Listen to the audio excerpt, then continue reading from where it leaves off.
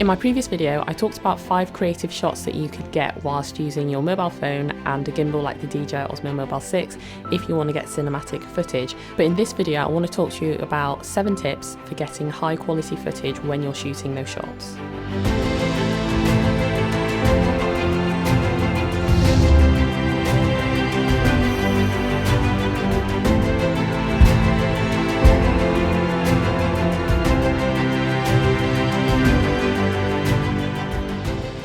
So my first tip is shooting in a high frame rate, and even though you're shooting with a gimbal, if you are using a gimbal, then the footage is still going to be smooth, but whilst you're trying to get really slow movement, you might introduce something where your motion kind of bobs up and down or is just a little bit shaky. But the way that you can kind of counteract that is by shooting in a high frame rate and then slowing the footage down so it looks a little bit smoother. And typically with your phone, what happens is the frame rate that it's set to is generally around 30 FPS or 24 FPS, or it might be 25 FPS. But if you can shoot in 60 FPS, then you can slow that footage down and then you can get smoother looking footage.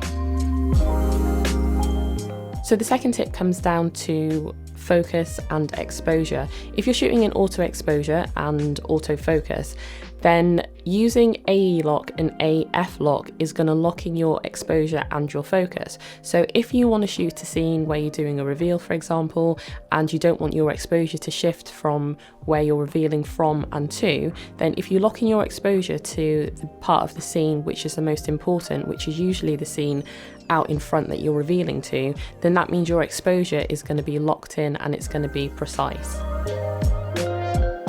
And the same goes for focus. If you're shooting a reveal and you move from behind an object out into the scene, then the object is going to be in focus, and then as you move out into the scene, that's not going to be in focus, and then the phone will adjust its focus to then make the scene in focus. So you'll see that focus shift. So if instead you lock your focus on the main scene and then bring your camera behind the object that you're revealing from, then it means that that object is going to be out of focus, which is absolutely fine, but then the scene as you move into it is going to be completely in focus as you would want it to be.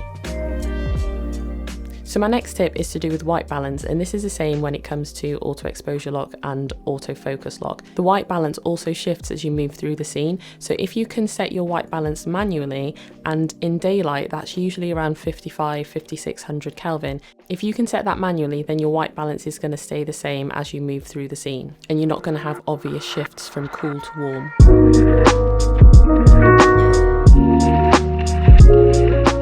So my fourth tip comes down to colour grading. The footage that comes out of the iPhone looks pretty good, and you could completely get away with just using it as it is. But if you want to take your footage to that next level where it just looks more cinematic, then colour grading and giving it a specific look and a feel gives it that much more of a high quality look.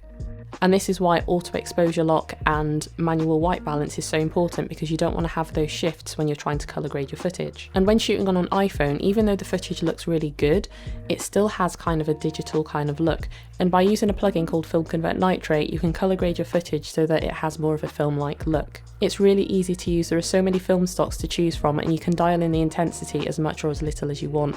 You can also apply film grain, which again takes away that digital look from the iPhone footage. You can also play around with the saturation and the contrast, and all these different sliders just give you the ability to fine-tune the look how you actually want it to be. You can download a free trial which gives you full access, and you can use it with Premiere Pro, Final Cut and DaVinci Resolve. You can use everything that you would use in the paid version. The only difference is that you'd have a watermark on your footage until you bought your license. And if you think that you want to go ahead and buy it, then you can use the code TamaraG and that'll give you a 10% discount. So it's well worth checking out, even if you just want to play around with trying to colour grade your footage. So my next tip comes down to movement and the direction of movement. So if you're doing a slider shot and you've got 2 clips that are going to be next to each other, try and make the direction of the slide the same. So if you're going from left to right, then make sure that both of those clips are sliding from left to right, rather than one of them sliding from left to right and the other one sliding from right to left. It's just less jarring, and it just makes the B-roll sequence flow a little bit better. So my next tip comes down to lighting and the position of the sun. When you're shooting outdoors and you want to make sure that your scene is lit correctly, with something like an iPhone that has quite a small sensor, it's always best to front light your subject, or at least from the side, because then the footage is going to look less mushy because the sensor needs a lot of light in order for the video quality to look decent. But if you're filming, say, in nature or an urban area and you've got buildings, then backlighting buildings or trees is a really nice way to get a dramatic kind of look. You can get some really nice lens flares if you like that kind of thing, and it's just something to mess around with and experiment with. So my last tip isn't really about filming, but more so about the editing side, and it's linked to the first tip that I mentioned about shooting slow motion, so shooting with a high frame rate. If you shoot in a high frame rate and you want to slow that clip down, you might end up having a really long clip, but you might really like that clip and not really want to cut it. So the best way to get around that is by applying a speed ramp, because you can get rid of whatever section of that clip that you don't want by just speeding it up and then getting to the part that you actually want to see. And this is a really nice way to, again, create a dramatic effect as well. It works really nice to some parts in your music, and it's just a really good creative way of not having to chop into a clip that you don't really want to cut up.